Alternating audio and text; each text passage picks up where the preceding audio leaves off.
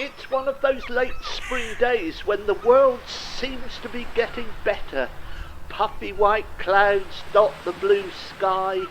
A gentle breeze ruffles the blue sea. The birds sing in the trees. It's how it always has been and always will be. The West Cliff seems to exist in that gap between land and sea and air, but also seems to have fallen through the gaps between the past and the future. Let's go in and have a biscuit with our coffee.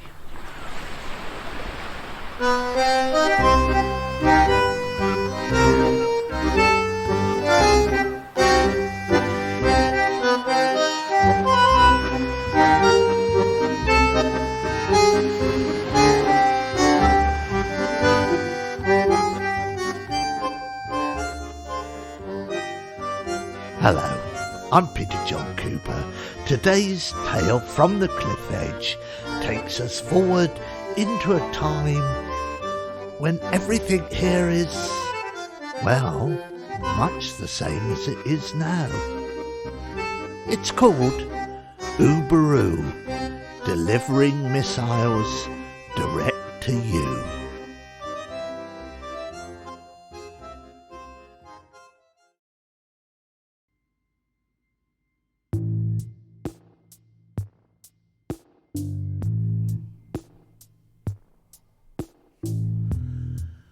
Squadron leader Roger Barrett felt it was time for a coffee. So he muttered, "Coffee," and within a moment he could feel the rich, bitter, warming sensation coursing through his veins. "Ah, that's good," he said to himself. "Damn fine coffee." This morning had been particularly trying. He had been tasked to take out a terraced house in...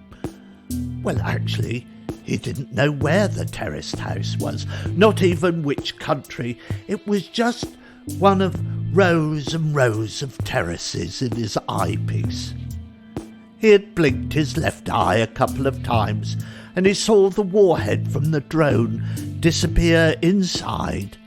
And then, a few moments later, a gush of white smoke and debris told him that that particular delivery was complete. "Whoosh," he said to no one in particular, and moved on to his next task. A shopping centre somewhere.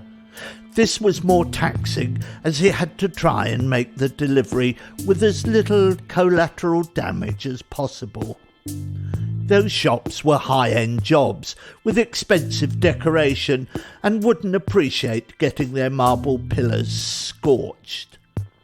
As it happened, his delivery had been spot on, and the recipient had become part of the expensive decoration himself in an instant. Whoosh! For some reason, despite his successful morning, Squadron Leader Barrett was restless today. He had been restless for some time. There was something nagging at the back of his mind, something he should know about or remember. His room, in the homely red brick block, had a large picture window onto the West Cliff outside. The view was lately becoming obscured by the tall dark pines that had grown so much over the years that the tips formed a barrier between him and the sea. He loved the sea, and sometimes secretly wished that he'd chosen a naval title for the job. Admiral Barrett or Commodore Barrett would have done very nicely. He sometimes flew a drone over the trees to watch the waves. But not this morning. That would take time away from the growing list of deliveries that needed to be completed if he was going to get paid at the end of the week. Money was deducted for every delivery he failed to make. He sighed, and without thinking much of it at all, demolished a small thatched cottage in a village somewhere before turning his attention back to the pines and those disturbing, sad remnants of humanity he could see running around doing things in their shade. Quite what they had to do or where they had to run he couldn't imagine, and sometimes he did try to imagine, but it was beyond him. In any case, any of them could be due a delivery some day soon. War was war, and it didn't do to get involved. The trouble was, these days, you were never sure who the enemy was. I mean, you did know, but only because the enemy came up in the inbox on your targeting device. After the privatisation of the Army, Navy and Air Force, the fighting troops all became employees of one or other of the corporations, mostly American, that were tasked to offer violence according to the vague guidelines of war the government sought to lay down. Of course, it wouldn't do for the government to be seen to influence the actions of these corporations in any way. Barrett believed fervently in the free economy and that the government had no right to interfere with business. They were only there to make sure that nothing hindered the rights of these corporations to engage the enemy and to flourish financially. Jobs relied on that, and certainly his did. The best way to maximise corporate profits and his wages was to maintain a high level of fear and distrust.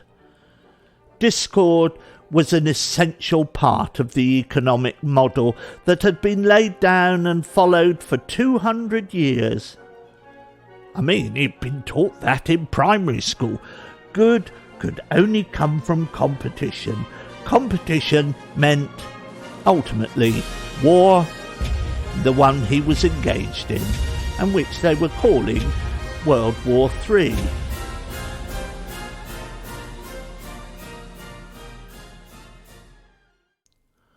But Barrett had anxieties of his own. He couldn't help considering how, even in his short time, career opportunities in the services had lessened as more operatives became part-time and finally entirely outsourced altogether to be home workers. He regarded himself as something of a history buff and had once even read a book on World War II, but the idea of a full-time uniform army quite baffled him, and indeed the title he was allocated only referred vaguely to his activities.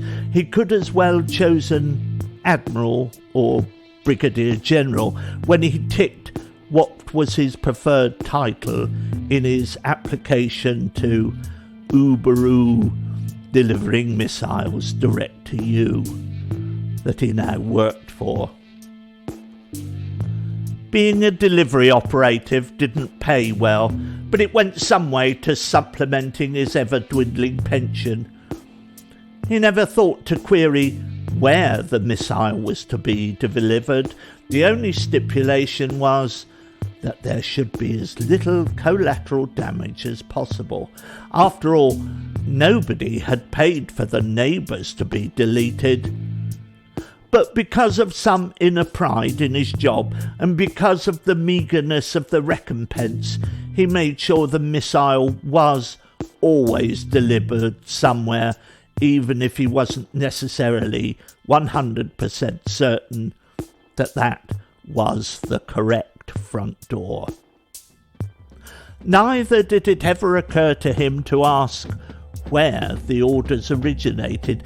He knew it was one of those corporations like GCHQ Enterprises, the listening agency, or the Halliburton CIA Corp, we have a finger on all the triggers, or maybe the Russian or Chinese equivalents that paid government ministers for their rights to operate. All he needed to understand was that the better he carried out his deliveries, the more work there would be in the future. An anonymous delivery at a random address would provide a high level of fear and distrust in the neighbours. Sooner or later, that would result in more orders. Fragmentation referred not only to the effect of the weapon itself, but also to the dislocation of the elements of civil society it was aimed at. There were others, something like him, out there delivering the rationale for the war, adjusting the stories to fit the necessities of the fight.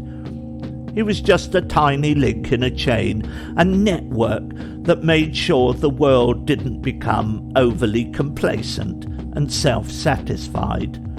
That never again would the economics of the world depend upon friendships and human networks. There is no such thing as society was the mantra that had been drummed into him many years ago, and he was now doing his small, very small part in keeping it that way, waging the vital war against the social misfits, because, left alone, people did have this unfortunate habit of coagulating into groups and crowds and societies, and this was not to be tolerated. Peace and love would mean the end of the economy and the cessation of what little work he did have. So it was in everyone's interest that deliveries should continue accurately and on time. He glanced out of the window again. They are fools, he thought. Indeed, sometimes he found it difficult to believe that they were members of the human race, his own race, at all, and he had a positive suspicion that all that running about and doing things meant they were all up to no good. He hated them, as he should, for that otherness. But he had an odd desire to find out what they found to do all the time, what interested them. He wondered if any of them had read a book as he had and understood the necessity and inevitability of conflict as he did. And he had a rather gruesome feeling that he wanted to unhook himself, go down there and converse with them, to shake them thoroughly, to understand why they persisted with this distasteful way of thinking. Why on earth did they need other people to do their thinking for them? Why did they need to be part of something else? Why couldn't they make up their own needy, stupid minds? Why couldn't they all just grow up? Like him. He sighed. No time for such filthy thoughts. He must get back to work. Whilst he was mostly content with his life at present, he worried about the future. Weren't the government being a bit soft, letting those people run about in the shade of his pine trees, on his Westcliff? He sometimes had nightmares of the world entirely out of control, where the runners and doers ran about its surface like ants and cockroaches, doing whatever it was that ants and cockroaches found it so important to do in their revolting masses and crowds, like crawling under bushes to sleep and lighting little campfires to sit round in groups, singing and barbecuing whatever revolting detritus they found to eat. He shuddered again. Why should they be having such freedom whilst he was working his fingers to the bone, pressing buttons? Whoosh! Whoosh! One day, Somebody might write a book about World War III that would explain it all. And he might even read it himself. And sometimes he felt a wistful melancholy that his job isolated him from the world outside. The nicer parts of the world outside, the bits that weren't already totally wrecked by the enemy. He had not actually smelled the sweet odour of the pines for a number of years past. He had everything he wanted in his life apart from the sweet scent of the pines and the soft susurration of the surf at the foot of the cliff. He thought how unfair it was that the runners and doers actually had the scent of the pine trees in their nostrils all the time they were out there. It seemed grossly unfair that the social misfits had that piece of exquisite luxury, whilst he beavered away, keeping the world a place for them to run and do in. A pine. Now, he muttered as he shivered. The sweet pine scent filled his room, but still it did not quell his rising anxiety. It smelled metallic and artificial, like lavatory cleaner. He gagged. Oh, disgusting! No more! Oh, these people, subhuman. In some frightening way they were like the drones he controlled, criss-crossing the West Cliff as his drones criss-crossed the world. He and his many colleagues in working for Ooberoo deliveries. But these creatures out there on the cliff edge, what were they? How dangerous could they be? Who was controlling them? Did the politicians know about them? Could the government be trusted to keep this enemy in check whilst he, Barrett, was getting on with earning a living? He hated them all. Hate and distrust was what kept the world spinning round. He could destroy the whole lot at a whim, and then he would be at peace to savour the pine trees and their scent in quiet. Oh, good. He nearly worked his way through the morning list. Just one more task, the final one, before he could have lunch and get a little rest. He made one last effort to concentrate. The drone, flying across the sea. The sea. You didn't need to hate the sea in the way you did humanity. You could be alone and at peace on the great, wide, rolling sea. He spent some time hypnotised by the little glittering wave tops and the green depths beneath. He should have ticked the box saying, Admiral Barrett. He snapped his attention back to the job. The drone was closing in on a pretty little bay with a cliff top lined with dark pine trees. Closer they came, closer. He could almost smell the pine. And amid the pines, a red brick block with a big picture window. His heart lifted from its gloom. The last one before lunchtime. He pressed the button, and the warhead streaked towards its target. Whoosh!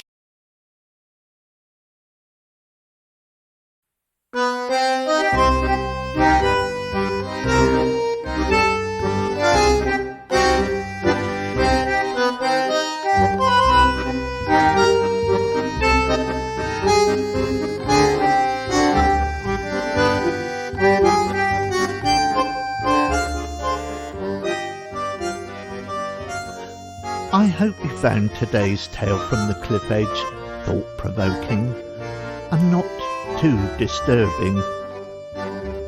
If you were disturbed by it all, just remember that whatever happens, this pine-scented haven will always be here. Well, at least until global warming means the sea begins to nibble away at the cliffs.